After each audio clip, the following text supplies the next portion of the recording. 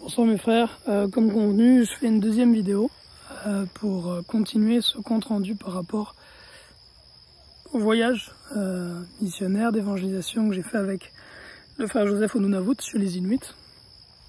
Dans la première vidéo, je vais vous parler de comment est-ce que Dieu a abondamment pourvu à tous nos besoins là-bas, au-delà de nos espérances, que ce soit dans le logement, dans les moyens de transport, dans la provision financière aussi. Il y a même des éléments que j'ai oublié de mentionner. J'ai un frère qui aussi de mon côté m'avait envoyé de l'argent pour ce voyage-là.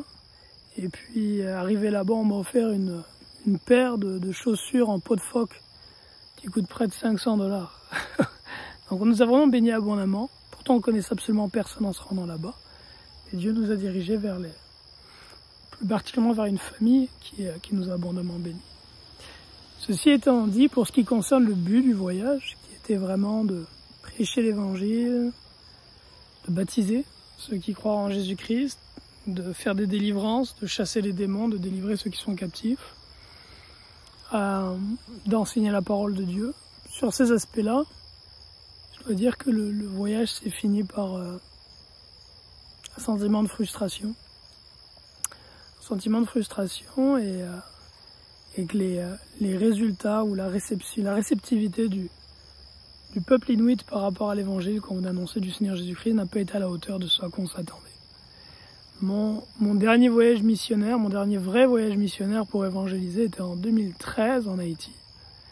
J'étais parti seul, puis le Seigneur avait ouvert des portes immenses, j'avais pu prêcher à des foules de plusieurs centaines de personnes dans différents endroits. Surtout un endroit plusieurs centaines, et puis dans les autres places c'était quelques dizaines ou plusieurs dizaines de personnes. Puis j'avais fait une trentaine de baptêmes, beaucoup de gens avaient reçu, 5-6 personnes avaient reçu le Saint-Esprit, une trentaine avaient été baptisées, parmi lesquels un couple qui avait plus de 90 ans je pense. J'avais vraiment vu la main du Seigneur agir et beaucoup de repentance, beaucoup de personnes qui venaient à la compréhension de s'éloigner du mal et des choses du monde. Et je m'attendais en partant au Nunavut, peut-être pas quelque chose d'aussi extraordinaire, mais je partais pas aussi longtemps, on partait pour des jours, mais je m'attendais à avoir, c'est ça, à avoir du fruit dans la moisson. Et on n'en a pas vu. On n'a pas vu, on a semé, mais on n'a pas récolté.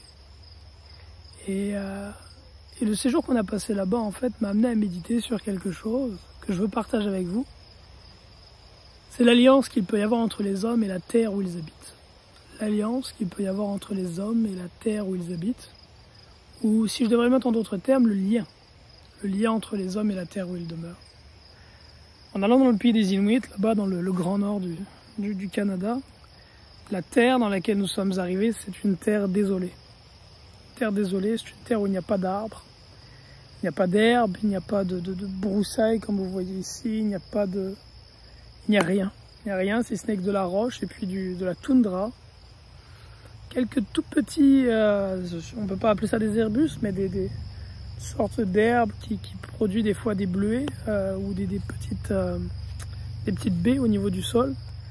Mais c'est vraiment une terre dans laquelle tu pourrais semer autant que tu veux et tu récolterais jamais. Et si jamais tu récolterais très très peu sur une très courte période de temps. Une terre qui est désolée dans le fond.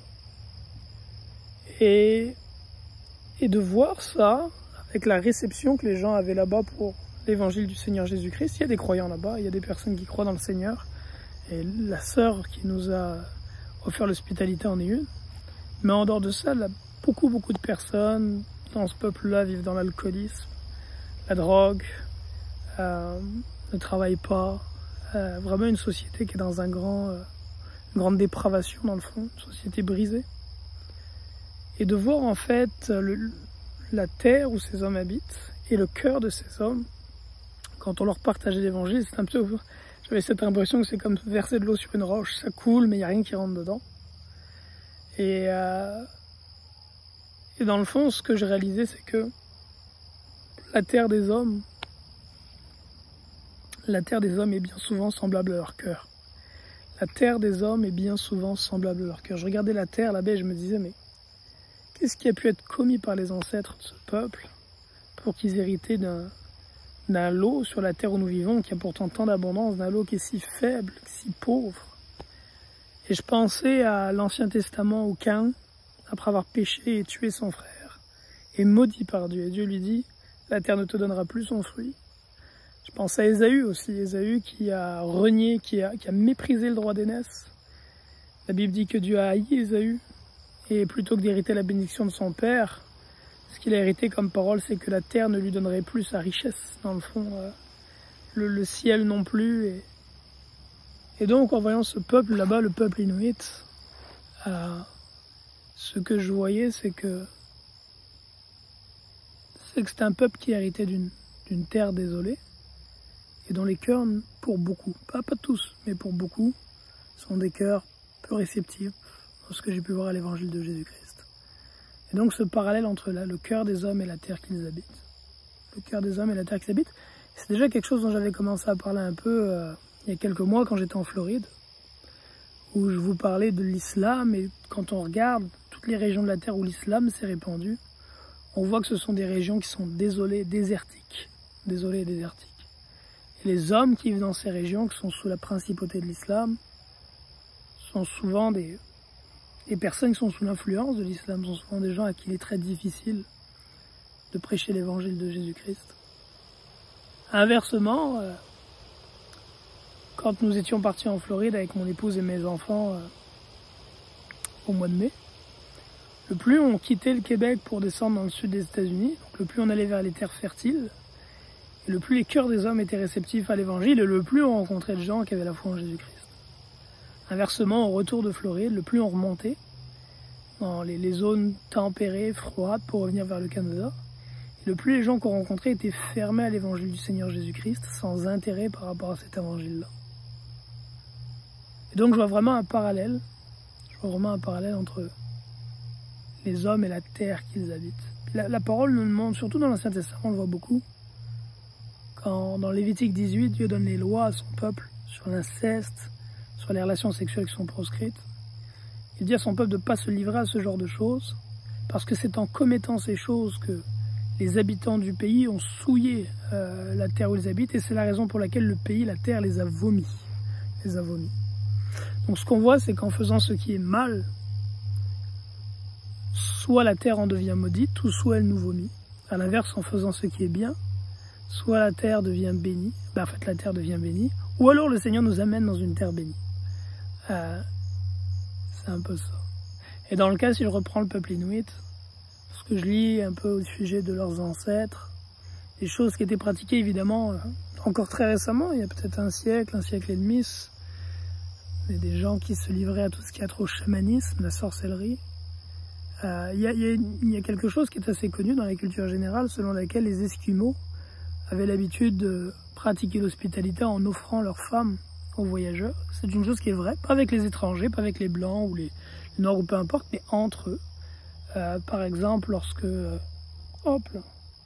lorsqu'un homme allait partir à la chasse, il allait laisser son épouse à son ami pour qu'il en prenne soin, mais dans une dimension qui est au niveau sexuel, dans le fond, ce qui est abominable. C'est de l'adultère, même si c'est avec l'acceptation et la bonne volonté, c'est de l'adultère devant Dieu. C'est des pratiques qu'ils avaient lorsqu'il y avait une cérémonie chamane menée par le chaman. À la fin de la cérémonie, ils allaient échanger leur femme. Les hommes prenaient la femme d'un autre et les couchaient avec. C'est le même genre de pratique, nous dit le livre du Juste, qui était à Sodome et Gomorrhe. Donc des pratiques abominables. Jusqu'à aujourd'hui, la consommation du sang de certains animaux ou poissons est une chose normale, alors que la parole nous dit clairement que c'est quelque chose qui est totalement en abomination devant Dieu. Donc il y a plusieurs éléments comme ça qui permettent de comprendre pourquoi ce peuple est sur une terre qui est si désolée. Ceci étant dit, parmi tous les peuples, Dieu a des hommes et des femmes qui le servent et qui invoquent son nom. Et on est appelé à aller par toutes les nations pour apporter la bonne nouvelle. Il est certain que certaines nations ont probablement un cœur qui ressemble au milieu dans lequel ils vivent. un cœur disposé, une bonne terre. D'autres, des cœurs qui le sont moins, mais partout il y en a qui doivent entendre l'évangile et que Dieu a prédestiné à la vie éternelle. Et c'est notre rôle que d'aller vers eux. Quelquefois ça peut être facile, comme lorsque je suis allé à Haïti.